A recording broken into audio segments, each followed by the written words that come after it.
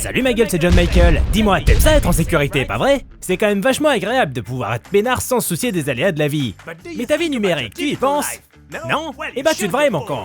Je sais pas si t'es au courant, mais en surfant sur le web, tu t'exposes quotidiennement à toutes sortes de cybermenaces. Heureusement, pour éviter tout problème tel que le vol de tes données personnelles par des tiers mal intentionnés, j'ai la solution idéale. NordVPN. NordVPN, c'est ton nouveau meilleur copain, ton copilote de navigation qui va tout faire pour garantir ta sécurité en ligne. Et comment il compte faire ça? Laisse-moi t'expliquer, ma gueule. Pour commencer, NordVPN va changer ton adresse IP, masquer ton emplacement virtuel et chiffrer ta connexion pour assurer ta confidentialité en ligne. Pas mal, hein? Mais c'est pas tout! En activant la protection anti-menace, NordVPN va aussi bloquer les trackers, les sites web malveillants et analyser les fichiers potentiellement dangereux téléchargés via ton navigateur. Et si jamais tu prévois de partir à l'étranger cet été, NordVPN sera clairement indispensable. Ne serait-ce que pour accéder à tous tes contenus depuis n'importe quel pays, mais surtout pour te protéger si tu te connectes sur un réseau Wi-Fi public non sécurisé, comme dans un aéroport par exemple. Dans ces cas-là, le vol de données est super répandu. Tu l'auras compris, NordVPN c'est juste impossible de s'en passer. Et accroche-toi bien, j'ai une offre pour toi. Clique sur le lien dans la description ou utilise le code GuillaumeFR pour profiter d'une réduction spéciale réservée à mes fidèles abonnés. 4 mois gratuits pour l'achat d'un abonnement de 2 ans. Et si jamais tu doutes encore, sache que tu bénéficieras d'une garantie satisfait ou remboursée de 30 jours. Bonne navigation sécurisée, ma gueule, et à bientôt.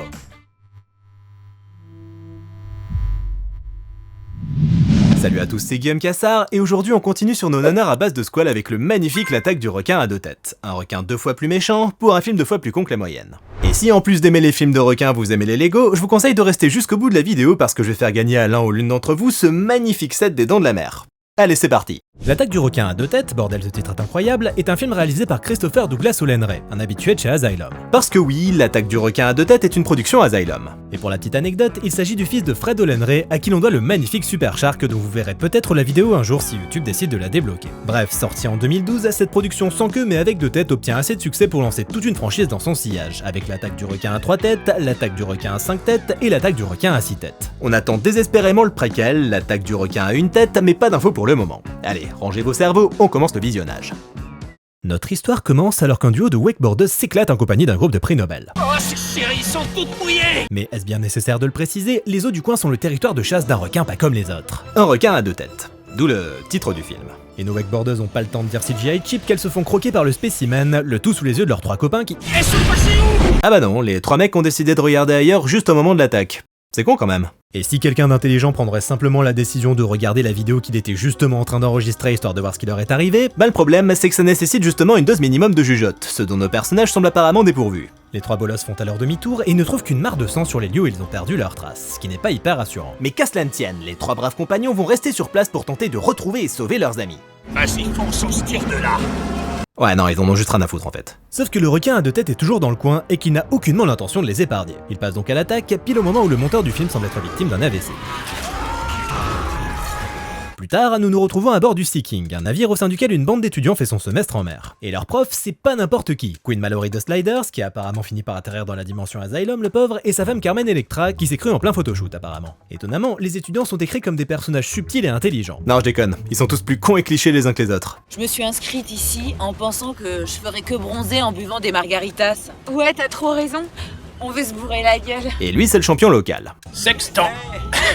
C'est l'heure de nourrir la machine. Et pendant que Jean-Rico nourrit la machine, le Sea King heurte un cadavre de requin. Et pas n'importe lequel. Un méga requin. Ce qui est certainement une référence à Mega Shark vs Giant Octopus, autre production Asylum sortie en 2009. Univers partagé, ma gueule. Mallory, qui a pris l'identité du professeur Babiche, un nom qui me fait personnellement beaucoup rire, tente alors de repêcher le cadavre pour l'étudier et pour éviter qu'il ne finisse dans les pales du navire, ce qui les endommagerait à coup sûr. Mais ce faisant, le requin finit dans les pales du navire et troue la coque. Bah bien joué mon con. Et le problème, c'est que tout le sang du méga requin attire le requin à 2 têtes, qui va donc pister notre bande de cons. Bah dis donc, tu t'es vraiment surpassé, Babiche. Sur le bateau, c'est réunion de crise. Il y a une avarie dans la cale et pas moyen de contacter les secours. Oh mon dieu, on va couler. L'équipage doit donc procéder aux réparations, ce qui devrait prendre 24 heures. Et comme passer 24 heures à poireauter sur un bateau ça tente pas grand monde, Mallory décide d'emmener sa bande de winners sur un atoll à proximité pour les distraire. Mais Carmen ne vient pas parce qu'elle a pas envie. Ah ouais, elle a des choses beaucoup plus importantes à faire sur le bateau, comme bronzer. Une fois sur place, le groupe part en exploration tels les petits cousins attardés d'Indiana Jones. C'est quoi ça? C'est le vide qu'il y a dans ton cerveau. Impressionnant, hein? C'est sans fond à ce qui paraît. Il tombe ensuite sur le cadavre du méga requin, Des protéines. ce qui ne rassure pas notre petite bande qui continue son chemin malgré tout. Et pendant ce temps, sur le bateau, chacun s'investit à 100% pour régler le problème. La capitaine part sous la coque pour procéder à des soudures, Kevin et Bobby pompent l'eau de la cale, et Carmen réactive le mode photoshoot.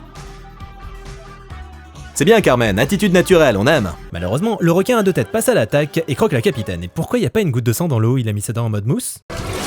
Ah voilà. Le réalisme c'est important, surtout dans une production Asylum. Sur l'atoll, le groupe des simples d'esprit atterrit dans un village de pêcheurs abandonné. T'as vu? Je mets toute la main. Mallory Babiche envoie ensuite ses étudiants explorer les alentours à la recherche de morceaux de métal qui pourraient aider l'équipage à combler le trou dans la coque. Mais Ryan a d'autres idées en tête.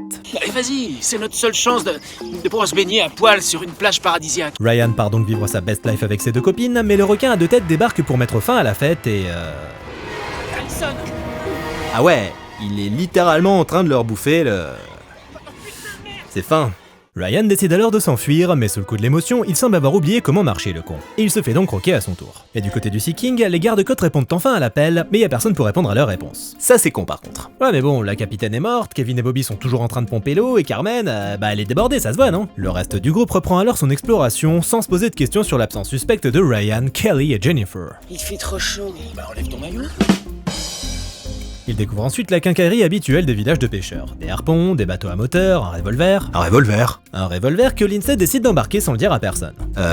Ok, chelou. Le reste du groupe s'intéresse plutôt aux bateaux à moteur, mais on sait pas trop pourquoi étant donné qu'ils sont littéralement venus sur place avec un bateau à moteur. Je peux le démarrer, mais je sais pas si ça sert à quelque chose. Bah non. C'est déjà mieux que pas de bateau du tout. Vous êtes vraiment con, hein. Et pendant que le groupe s'active pour rien, Jean-Rico fait une petite démonstration de sa maîtrise du harpon. Je suis super doué. Au moins, il fait pas semblant de servir à quelque chose. Et puis soudain, une partie de l'atoll s'effondre. Et il y a certainement une explication tout à fait logique à ce phénomène. Bah, je dirais que le requin lui a foutu un méga double coup de boule. Bon, le problème, c'est que Mallory Babiche a réussi à s'ouvrir la jambe en tombant pendant la secousse. Les étudiants forment alors un petit cortège pour le ramener sur le bateau, Le bateau grâce auquel ils sont venus ici, donc, hein. mais ils se retrouvent séparés quand une violente secousse se produit à nouveau. Qu'est-ce que c'était que ça? Lindsay, il faut que tu restes calme. Tu me dis pas ce que j'ai à faire. Elle va sortir son revolver, tu vas rien comprendre.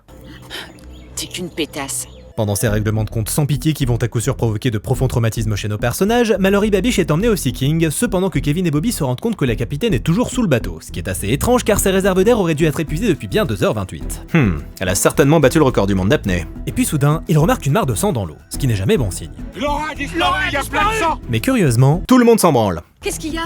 Il est tombé. Quand l'atoll a tremblé. Il a tremblé? Eh oh, la capitaine a disparu, sans doute morte. étant donné la gravité de la blessure de Mallory Babiche, pas le choix, il faut vite partir pour qu'il soit pris en charge par un médecin. Laura a disparu. Hey, il y a du sang partout dans l'eau. Du sang, mec. Venez voir. Affolé par cette terrible nouvelle, tout le monde suit Kevin pas du tout. Carmen reste avec son mari et les deux étudiants se barrent. Bah, au moins ils cèdent pas à la panique, c'est bien. Sur le chemin, les étudiants mettent la main sur une main que le requin à deux têtes utilisait apparemment comme appât. Ils réussissent cependant à s'extirper de sa double gueule et tentent de rejoindre le Sea King, encouragés par les babiches qui ont un talent certain pour motiver les troupes. Dépêchez-vous. Dépêchez-vous! Dépêchez-vous. Attention, il arrive. Prenez ma main. Non mais t'estimes à combien la longueur d'un bras humain, toi? Et du coup, ils y arrivent pas, hein. Pendant ce temps, les génies sont à l'œuvre sur l'île, tentant comme ils peuvent de remettre en état les bateaux à moteur. Dernière étape, faire le plein. Et leur salut viendra étonnamment de Jean-Rico, qui a trouvé un baril rempli de l'essence tant convoitée. Comment tu sais ce qu'il y a là-dedans? Bah ça pue l'essence. Ça se tient. Et une fois la besogne effectuée, Jean-Rico démarre l'un des deux bateaux et se casse avec, laissant l'autre partie du groupe se démerder. Servir à quelque chose, c'est sympa une fois de temps en temps, mais faudrait pas en faire une habitude, hein. Et au même moment, sur le Sea King, Babiche observe l'atoll s'effondrer avec fracas, chose que ne remarquent absolument pas ses étudiants parce que... Bref, les deux bateaux font une course interminable jusqu'au Sea King, et Carmen a beau s'égosiller... Sortez de l'eau, bon idiot! Ils ne remarquent pas qu'ils sont pris en chasse par le requin à deux têtes. Requin. Requin. Mais il est trop tard, l'un des bateaux se fait percuter, l'un des étudiants tombe à l'eau, et il se fait donc avoir par notre requin, qui a conscience d'être observé par l'entièreté du groupe, et décide donc de soigner la mise en scène.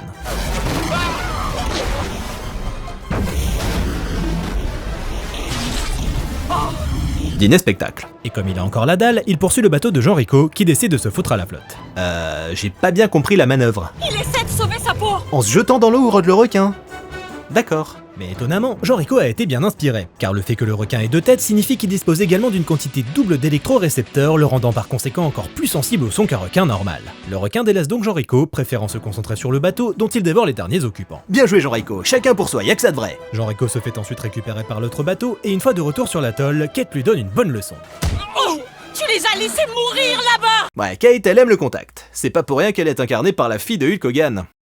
Vous l'aviez pas vu venir celle-là. Suite à ça, les babiches rejoignent l'atoll sans encombre alors qu'on vient littéralement de passer 10 minutes à nous montrer qu'un bateau avait pas la moindre chance dans les eaux alentours, mais bref, passons. Une fois tout le monde réuni, ils font un petit bilan des pertes, et ça commence à chiffrer mine de rien. Jean-Rico nous gratifie alors de sa plus belle imitation de Robert De Niro, et c'est à ce moment-là qu'il réalise que Ryan, Kelly et Jennifer sont morts. C'est bien les gars, vous avez juste 2 heures de retard. Concernant le Sea King, il est toujours pas réparé, et étant donné qu'il faut plonger pour procéder aux soudures, autant dire que personne n'est vraiment chaud pour y aller. Et cerise sur le gâteau, les antennes radio du bateau sont mortes. Pas moyen de contacter les secours donc. Bah ouais, le sort s'acharne. Mais comme on le sait, c'est quand la nuit est au plus sombre qu'apparaît finalement l'aube.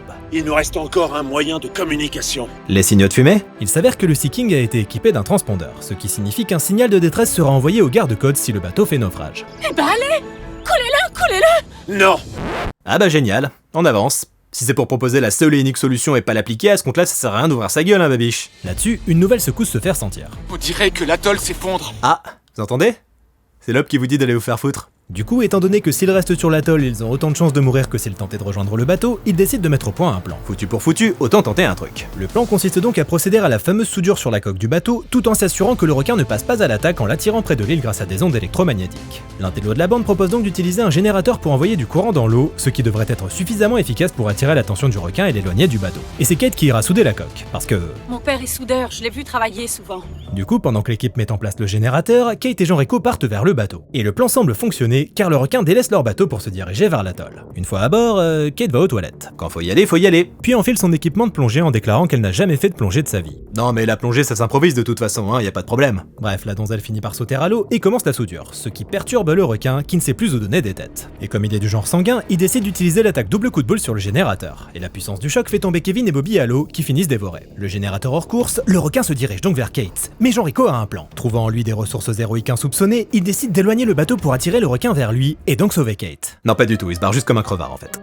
Mais heureusement, Kate rejoint l'atoll à la nage sans aucun problème. Et elle arrive à faire la distance du bateau à l'atoll plus rapidement que quand les 2 bateaux faisaient la course tout à l'heure. C'est fort. De son côté, Jean-Rico se fait poursuivre par le requin qui met bien vite le bateau hors service. Il tente donc le tout pour le tout avec un petit canot gonflable. Quant aux autres survivants, ils sont occupés à brasser de l'air. Quand cet atoll coulera, on sera tous morts. Donc il nous faut un plan. C'est quoi le plan? Allez Mallory Babiche, c'est ton moment. J'en sais rien. Eh bah super. Et puis Jean-Rico finit par rencontrer son destin. Et l'atoll finit par s'effondrer. C'est donc la panique générale pour le groupe qui court vers l'intérieur de l'île en mode chacun pour soi. Car si Jean-Rico est mort, son esprit lui est toujours là. On peut pas les aider. T'es vraiment un héros toi. Et soudain, le caméraman arrête de faire trembler la caméra. On s'en est sorti. Mais les tremblements de terre reprennent peu après, ce qui sépare les étudiants des babiches qui décident de faire une sortie dramatique en mode embrassons-nous devant le tsunami. Parce que oui, il y a même un tsunami. Manque plus qu'un astéroïde. Un tsunami qui change de taille selon les plans d'ailleurs, mais ça n'a pas d'importance. De toute façon, c'est même pas la vague qui les tue, c'est le requin. Oh là là, mais c'est le purgatoire des effets visuels moches, c'est dingue. Et c'est ainsi que les étudiants, qui ont survécu à la vague sans problème, se dirigent vers un abri sûr, la chapelle. Laissez-moi réfléchir. On n'a pas le temps de réfléchir. Après bon, même quand vous aviez le temps, c'était pas forcément un réflexe, hein. Bien vite, le requin à 2 têtes les rejoint dans la chapelle, et Lindsay décide finalement d'utiliser son flingue. Mais ça sert à rien. Un super setup payoff ça. Lindsay succombe donc à l'attaque du squal dans un bain de sang, et seuls 3 survivants parviennent à évacuer les lieux. L'intello, Kate et Machine, qui sert pas à grand chose depuis le début. Une fois à l'extérieur, ils élaborent un nouveau plan pour se débarrasser du requin, qui consiste à faire exploser un baril d'essence. La base. Le truc, c'est qu'il leur faut du feu et une mèche. Pour le feu, Machine a un briquet, et pour la mèche, ils utilisent le t-shirt mouillé de l'intello. Il suffira ensuite que quelqu'un attire le requin et qu'un autre allume la mèche en priant pour que ça fonctionne, parce qu'un t-shirt mouillé c'est pas forcément ce qu'il y a de plus efficace, mais bref, passons. Et Kate servira donc d'appât pour le requin, elle qui en a peur depuis son enfance. Il faut savoir se dépasser parfois. Kate nous fait donc une peur bleue en attirant le requin avec du sang, pendant que ses 2 compagnons d'infortune galèrent comme pas possible à allumer la mèche. Allume, vas-y. J'essaie.